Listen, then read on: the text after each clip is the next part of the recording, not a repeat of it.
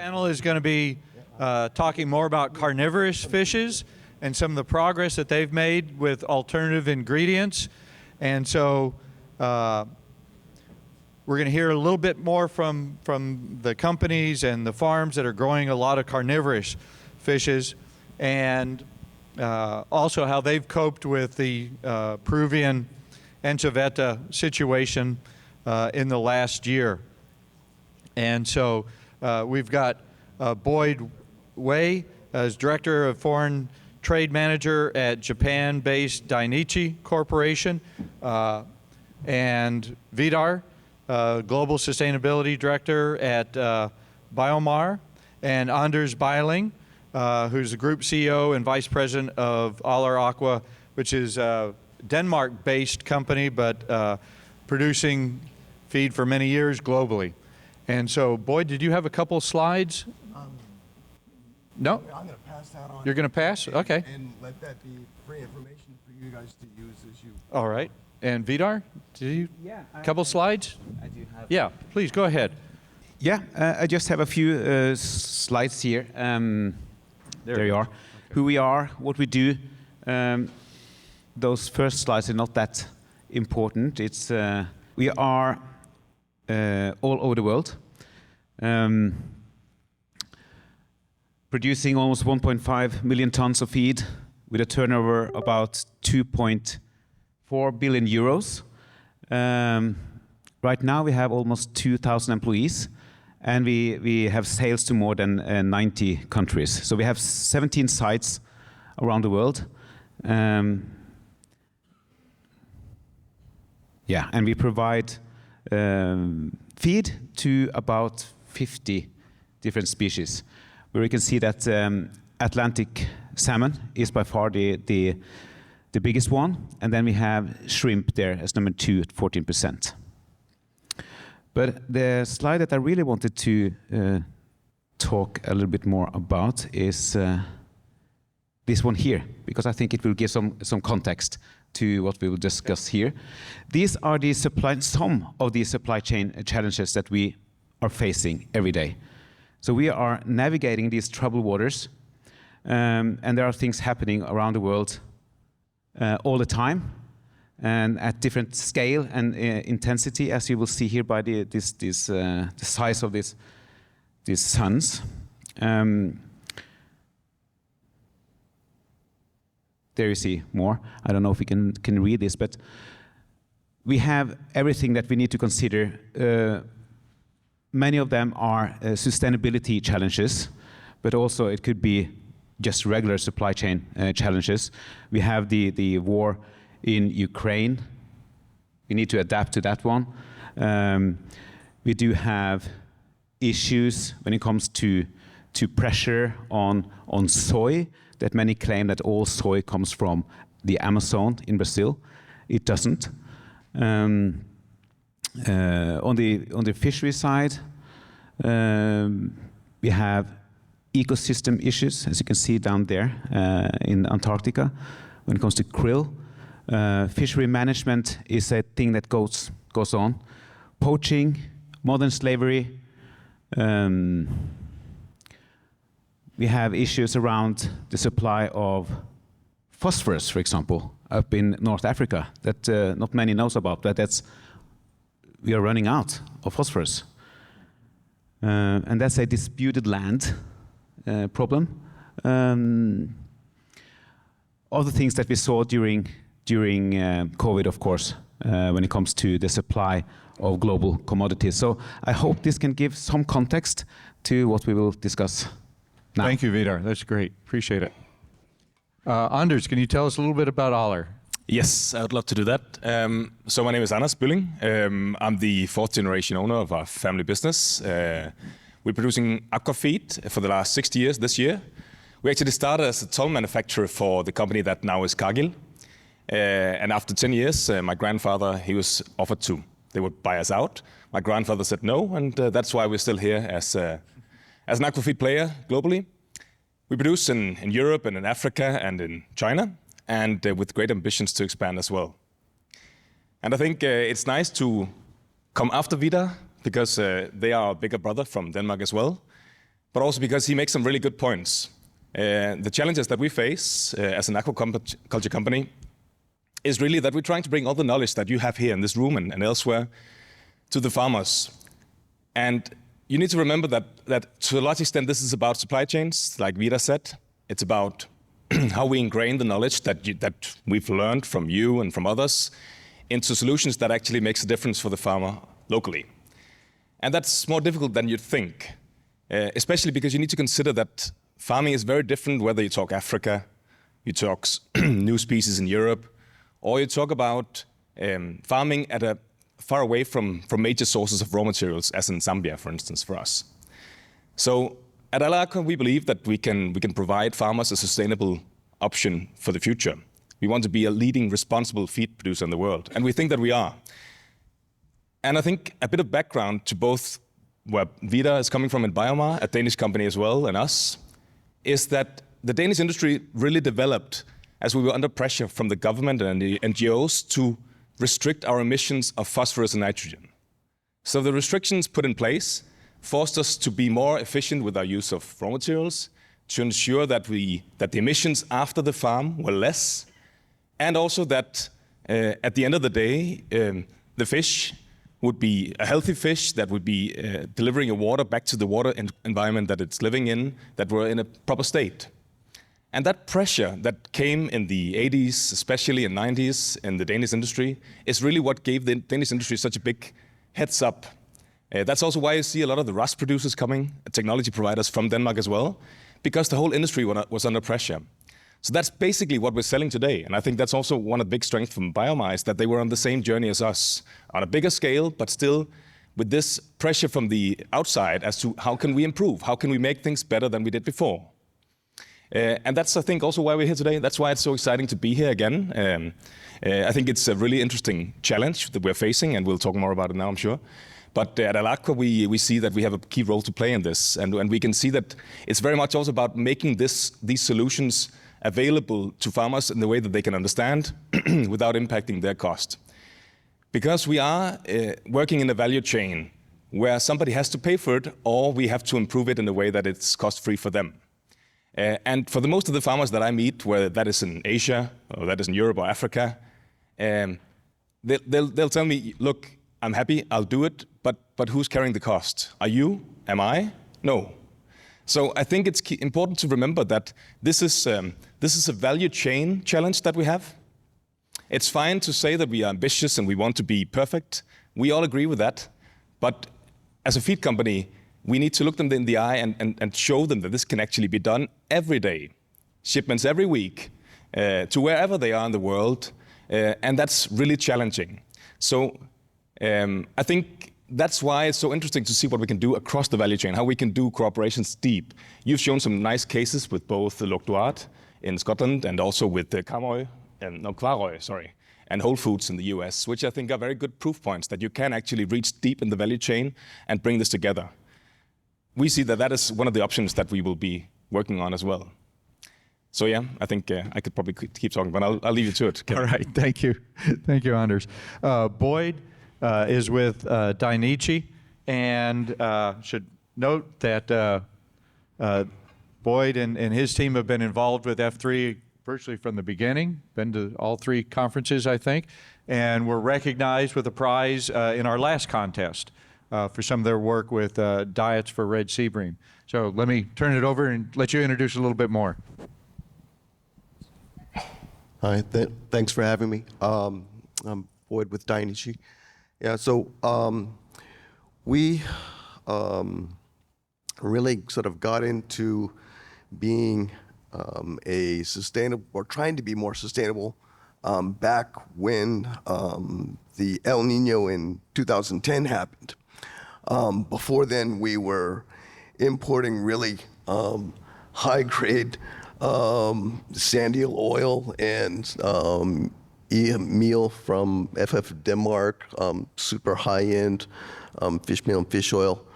And all of a sudden, that El Nino just sort of blew us out, and we could not compete price-wise. We couldn't compete with the big dogs. And we switched to salmon oil I think we were one of the first companies to start using salmon oil in aquaculture. Started using shrimp meal.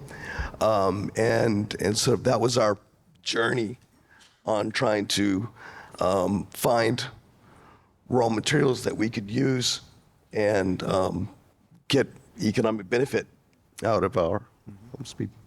So, and then with the last challenge with red sea bream, and we actually got some good results compared with the marine control diet.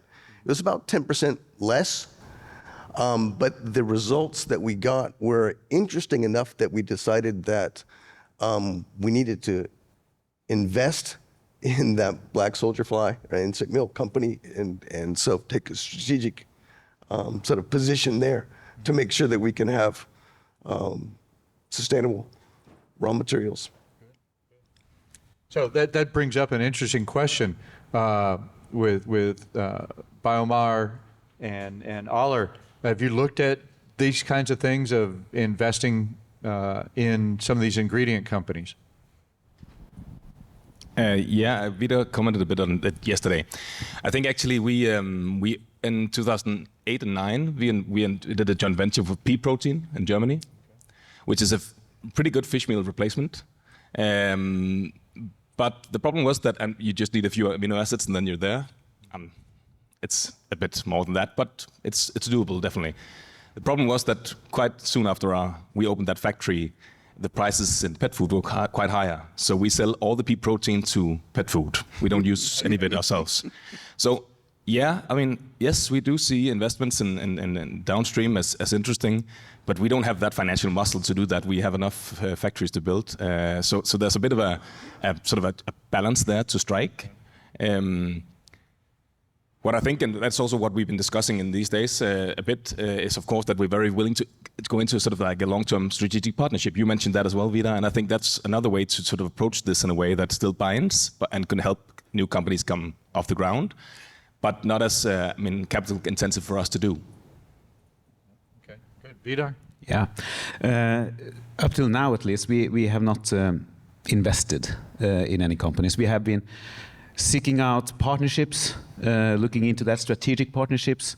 We feel like that is actually what will foster innovation the most. Often those cases where we see where a company buy another company to supply them with things they expect to get the best because they have bought them, and they receive the exact opposite for the very same reason. Because then they just rely on each other differently. So strategic partnerships has been the way we have done things for now. We have also had some success in that before, but it's like Anders says, it's not easy at all. And I think it takes commitments through the supply chain and value chain.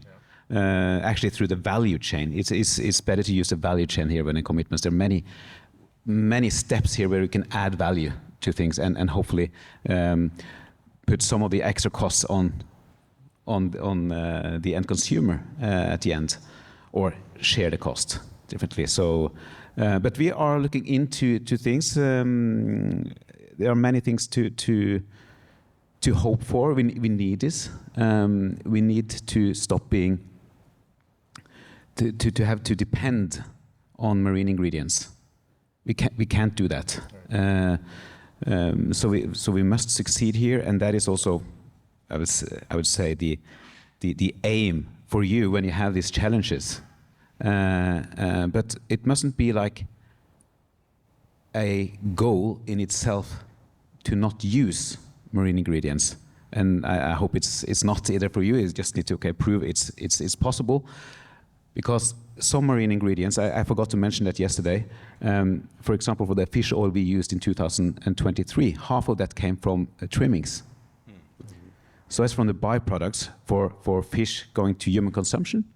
So that's just smart use of the resources. So we need to begin there, use the resources smarter, optimize the systems, and of course the sources need to be responsible and sustainable, and not to add any pressure on the fisheries around.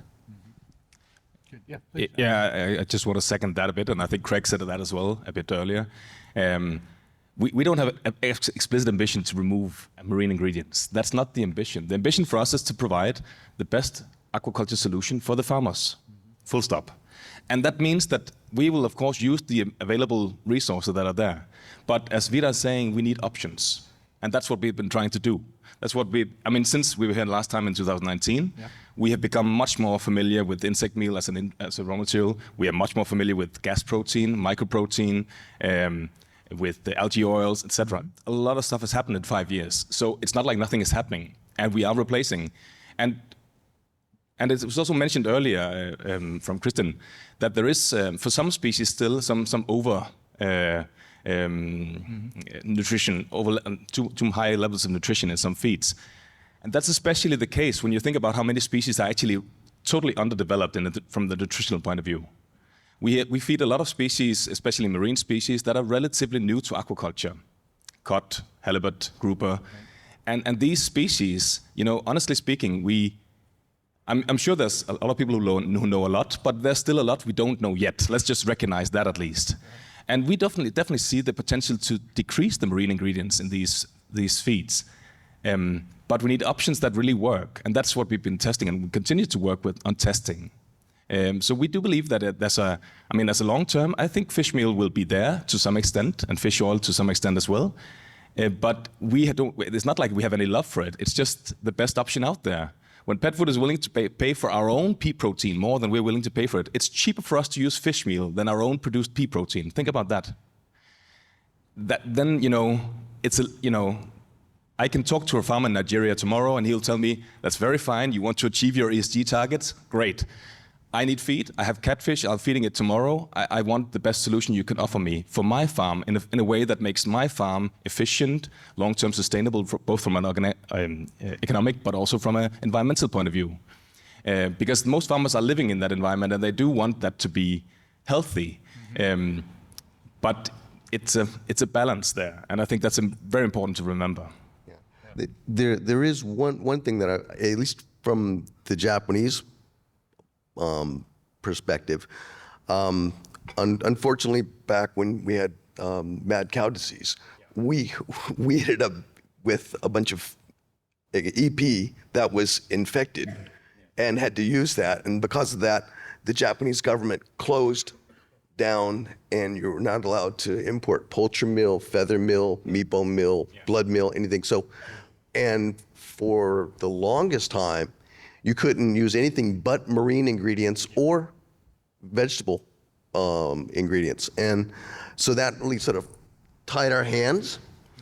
And so now we're able to use domestic rendering byproduct.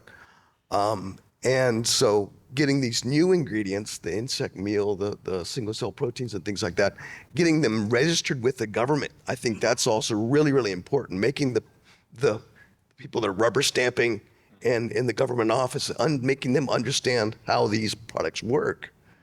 I think that also is really key. Yeah. So do you anticipate this being another issue with the EU, getting some of these alternative ingredients? I know they insect meals have come quite a ways, but some of the other ones, single cell proteins, algae meals, where are we with EU use of those or approval of those? Well, I don't.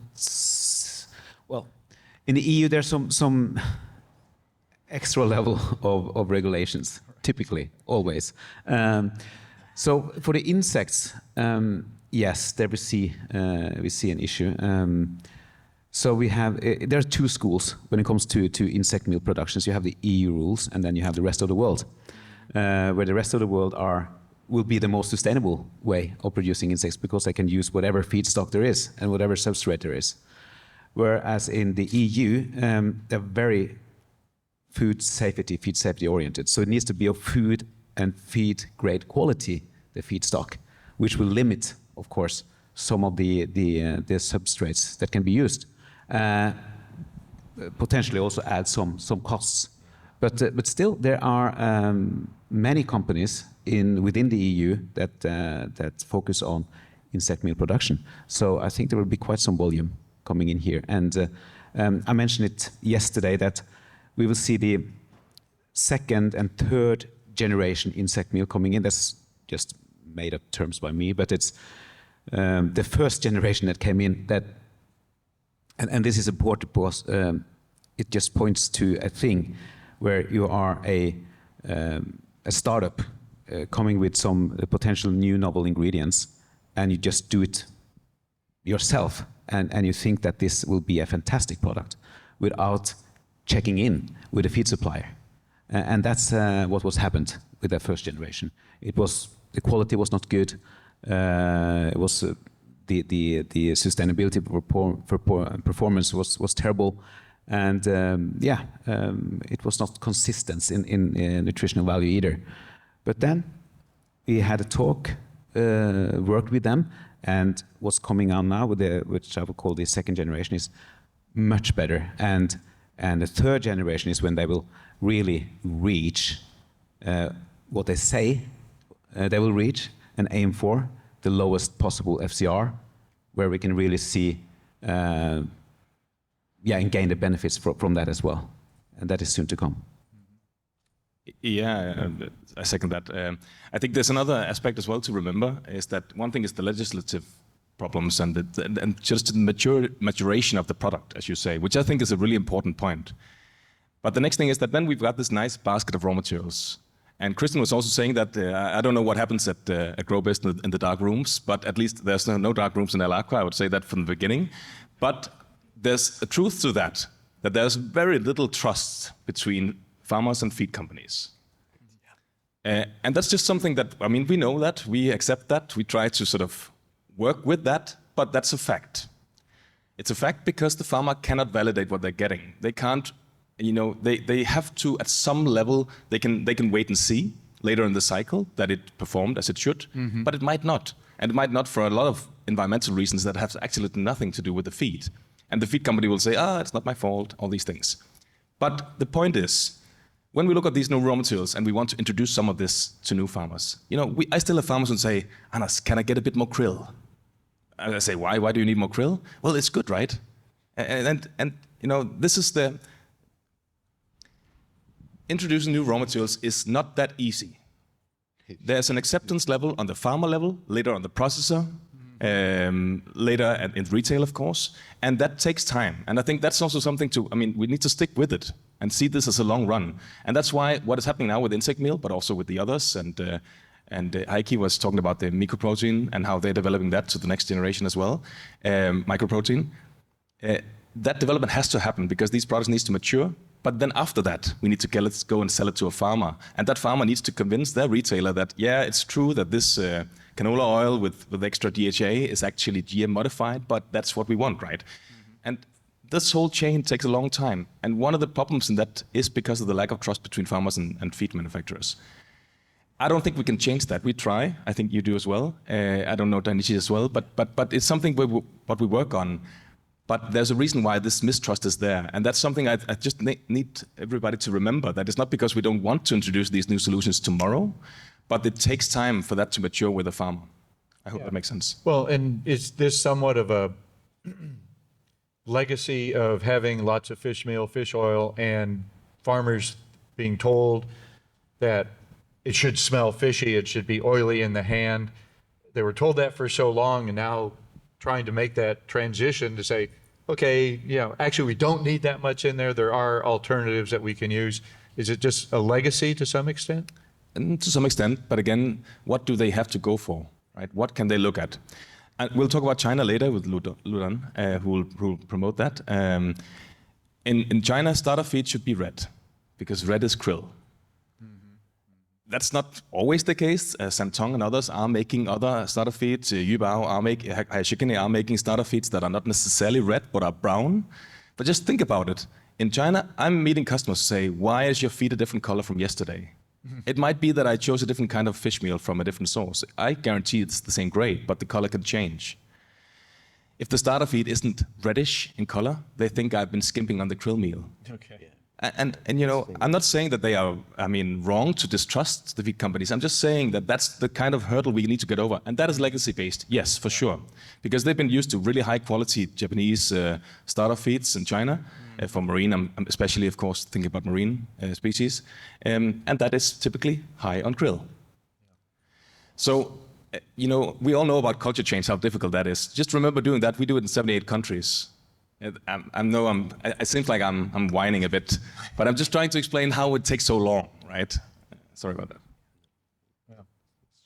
Yeah. And so if we do look at some of these larval feeds, as was mentioned in the last session, it seems like this is a good entree for some of these other ingredients that may come in, especially for the formulator who's looking to have a wider palette with which to work.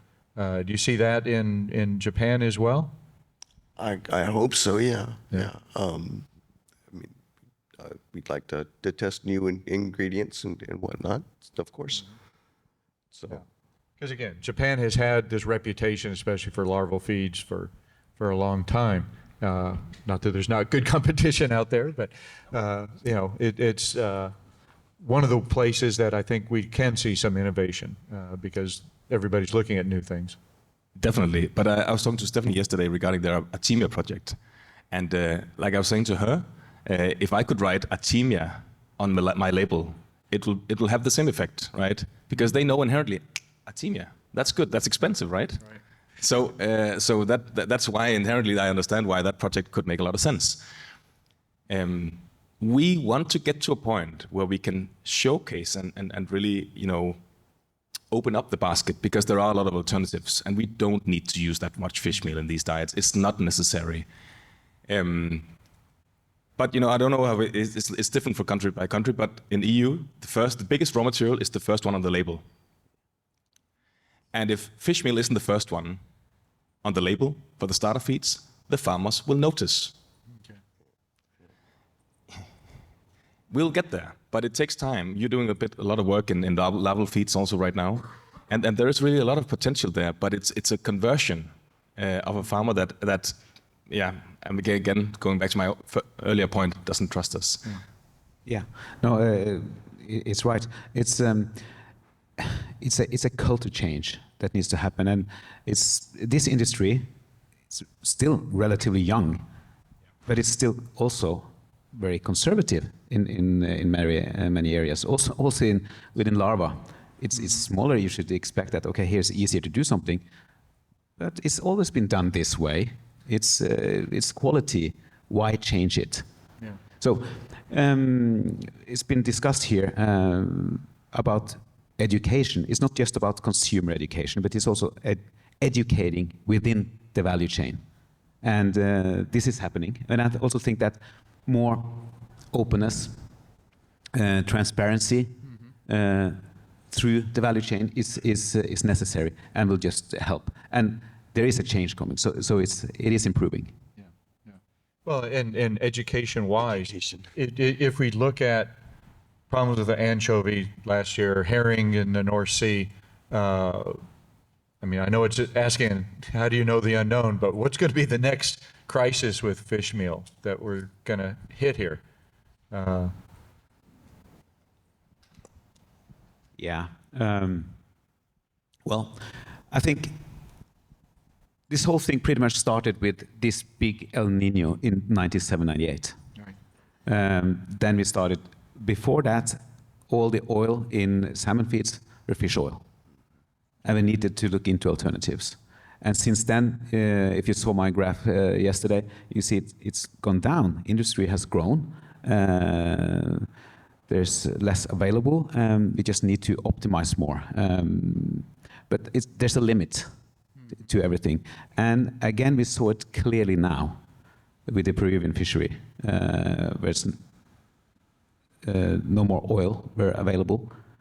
Couldn't get enough of alternative oils. Mm-hmm. So, and this will happen again.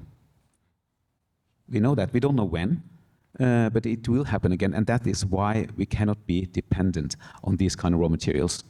And I think we are soon now to see that marine ingredients will become the supplements of the diets rather than the base ingredients. And that will happen very soon. Well, and from the education side, the final consumers, the general public eating seafood, do we need to educate them more to understand we've got to get with these alternative ingredients? Yes. And not so much fish meal. Yes. Yeah, and I think you really need to have retailers here to sort of be involved in this conversation so they can go out and, I mean, just like today with breakfast, they had free range egg whites. I mean, Yeah, right. I mean, you need to have the retailers here so they can go out and they can educate the public and sort of say why we're using these ingredients and the benefits of it. So, So I partially agree. I definitely think there's some general understanding, but I think we have to remember that what consumers are facing today is already a sort of a surplus of information. There's a real information overload, and I think consumers everywhere, I experienced it a lot in China, are really worried about what they eat. Right. And they really want to make sure that what they eat is safe for them and their children and their families. But, you know, putting another sticker on it is not going to cut it, I think. So there's some educational elements to it that's necessary to understand some part, but I think they want to eat safe food. Then the question is, do they want to eat sustainable food? The answer is clearly no. Sorry. They don't want to pay for it, right? We know that. There are some. There's a few. But there's not a lot who wants to pay for it. It's not going to make this room full again. Mm-hmm. So I think, you know, there needs to be a decision and there needs to be cooperation, especially with the NGOs and with the government organizations, as to what are actually our criteria for a proper seafood. How do we take care of the food that we serve to our populations and to societies? And I think the requirements from the NGOs are actually more important than they are from the consumers, because if the NGOs can help us foster that, what are the products that are actually acceptable and could be put on the shelves. Monterey Bay Aquarium have an important role there to play with their seafood list, right? For the US market at least. The problem there becomes that it's who has the sustainable stamp, right? Mm-hmm. Is it Corp B? Is it Seafood Watch? Is it who's the one who says this is the right way to do it? Right. Because if you could use that and together with retailers, you'd get a long way. But at the end of the day, the big change and the big difference that we're making is the small steps that we do every day that you showed. I think the slide Vidar showed yesterday, I've always admired that slide with the usage of raw materials. I think it showcases really what's going on. If you remember his slide, it's from 1990. That's not a long time. Right. That's a very short time. Compared to the other animal husbandry industries, I mean, they didn't do any kind of change like that. Sorry, but they didn't. We did. And it's the incremental change, is the little bit, 3 percentage points more FCR in Indonesia. That matters. That's huge, right? Mm-hmm. It's just a little bit, the incremental changes, but that's not going to sell any magazines. No newspapers will report on that. So that's where we can sort of do things. So we need to have a direction, and we need to remember that the farmers will make the fish or the shrimp that we want them to make. But either we need to do it more cost efficient, mm-hmm. and that's, I think, the main thing, that's the incremental change, or somebody has to pay. Yeah. And that could be the NGOs that say, okay, the main retailers in the US are only serving free-range eggs, or whatever it might be. Yeah. I am not a pessimist, I'm optimist. I believe that we are moving in the right direction. I really think that we are doing a lot of change. But I really think that it needs to be stated clearly, they are not going to pay for it. That's not my experience, and we come from countries that are generally seen as those that are willing to pay for this kind of stuff, and retail surveys show that they are not. I'm maybe exaggerating a bit, but it's not way off. Yeah, I mostly agree. I do think that there are some willingness to pay a little bit, but there is, and you're completely right. We cannot go from here to there right away. It's a journey. We recognize that at BioMar, and that is why you saw those gauges that I put up that I call the biosystem impact parameters. That, okay, we created those to help you on your blue journey, as we call it. Yeah. So the farmers can improve over time, and then you reach hopefully your goal in the end. And that they can then use that information to put on their products. How they do it, I don't know, but that can be problematic, or we need to find the best way to kind of get this information across to the consumers, and then we need to work together to do that, because or else it will be chaotic. It is information overload. So how do we do that? How do we find that information that we can portion out? Because we, as a consumer, we can only cope with 3 things. If you put like 10 things, then they will actually stop trust in that product. But also just to help open, we are trying something with Aqua and Whole Foods with what we call the Discover, where you can scan a QR code, so you open and you see the journey of the product, where it started, the raw materials, and just help that, okay, this can add trust through transparency and traceability, and that hopefully can help a little bit. But we need to work together in again, the value chain to make this happen. Yeah. Well, I remember a few years ago, every menu was going to have a QR code on it, and you'd be able to trace your fish on your plate back through to the farm it came from in Indonesia or Thailand or Vietnam or wherever, with a picture of the farmer on it. That was all promised 5 or 6 years ago, and I thought, oh, this is great. This is what we're all going to be doing. I haven't seen it yet, and yeah. If I can add to that, we saw that too. We thought it would take off, but also what we saw it was used the most by people in the store. They read up on this, and the trick is have as little information as possible, because we only have the attention of the consumer just a few seconds. So if you put all the information you want to put in there, and then no, they don't read it. But then people in the stores, they read it, and they explained to the consumers, for those who were willing to listen. So in Japan, do you see some of these same situations coming along as far as NGOs and certifications and the information? I mean, Japan's got the reputation of... we were one of the first companies to do certify with ASC for red sea brim. Unfortunately, that really hasn't helped. And also Japan's sort of ASC was a little bit too strict for most of the Japanese farms, and so they developed something called MEL, which is a softer, toned-down version of that, and we have that sort of domestic certification for both red sea brim and yellowtail. But unfortunately, the consumer really doesn't want it. I mean, what pushed us that way was the SDGs from the UN, and then the Olympics being held in Tokyo. So that sort of was the push to move that way. But then the pandemic hit, and it really hasn't taken off. And in Japan, there's this saying: the nail that sticks out gets hammered down. And so they want to be like the swarm of krill, and all swim together. And then so once you find everyone, signing on, then everyone's gonna jump on. So it might take some more time, but that's sort of where we are there. Yeah. Can I just comment? I think Japan and Korea are rather conservative on these things, but I think that's also why it's interesting what's happening in China, because the Chinese government actually is trying to do something about these things, and do recognize that they have a limited water resource, and maybe that'll be part of the topic later.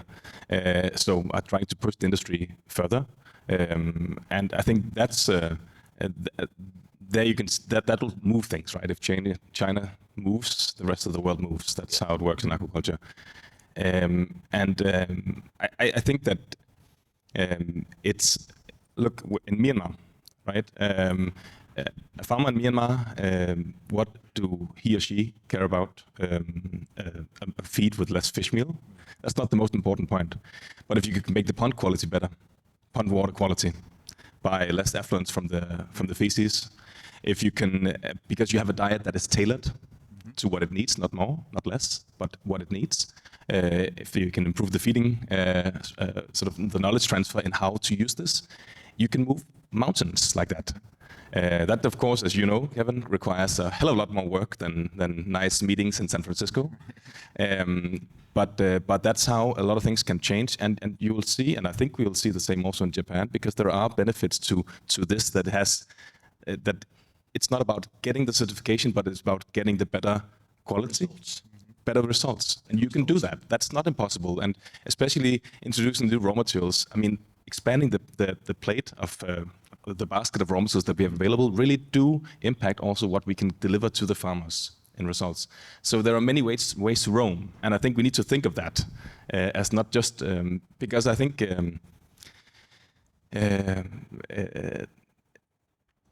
on a macro level, everybody understands the challenges in this room. Everybody understands the challenges. That's just not the reality that many farmers are facing. They face a different reality, and yeah. So we need to think creatively of how we can move them along as well.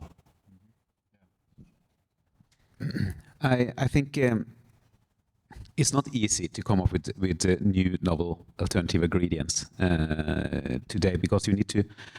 There are many boxes that you need to tick off. One of them is they need to perform well on sustainability these days, and it's not like we won't use if your carbon footprint is too high, then we won't use it. But you need to have a plan on how to reduce it at least and present that to us. And then we can work together. And of course, those who can tick off already, they have a shorter road into the feed plant. But it ain't easy, but it is necessary. And so do you see some evolution of some of these alternatives coming in first as functional feeds or functional ingredients, additives that then become more and more mainstream, especially if they can bring their cost of production down? Yeah, I think so. I mean, we're very happy with using insect meal in Europe. It's a common part of our raw material basket today. We use Alan's products in China from Chongqing, the Calista products. We try and we develop with all these. We work a lot on grass protein as well. So these will come step by step, but it will be also a little bit local. Look, I mean, we work in Africa quite a bit. In Africa, there's a shortage of high proteins. You don't get a lot of byproducts. So insect meal, from my point of view, has a much better case in Africa than it does actually sometimes in Europe with the regulation as it is. And so it is a little bit market specific. How does it fit? Does it plug a gap in the market that you're in?